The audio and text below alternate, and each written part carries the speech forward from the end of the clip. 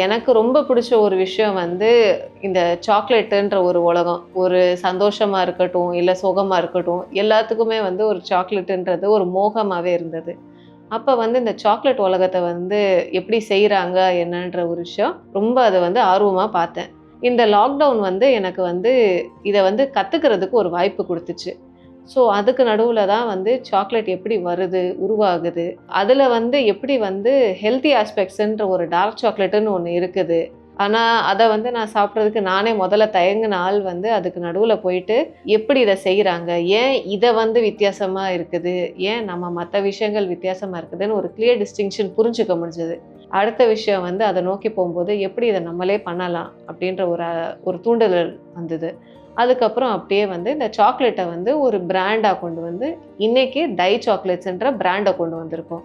Plus நம்ம சுத்தி நெறைய விஷயங்கள் பார்க்கும்போது, நெறைய விஷயங்கள் மாறிட்டு இருக்குது. கிளைமேட் சேஞ்சு, ஹெல்த்து இதெல்லாம் பண்ணும்போது, இதெல்லாம் வந்து நம்ம யோசிச்சு, சிந்திச்சு எப்படி இத வந்து ஒரு ப்ராடக்ட்டா கொண்டு வரும்போது, அ இத வந்து சஸ்டெய்னபிளா இருக்கணும். நல்ல விஷயங்கள் மட்டும் தான் இருக்கணும். முடிஞ்ச அளவுக்கு வந்து எல்லாத்தையுமே நம்ம பிளாஸ்டிக்ஸ் அவாய்ட் பண்ணணும். எங்கருந்து வாங்குறோம்? ஒரு வழியில வாங்கும்போது, ஒரு விவசாயிட்டருந்து வாங்குறதுக்கு என்ன வழி? அவங்கட்டருந்து எப்படி வாங்கிட்டு வரலாம்?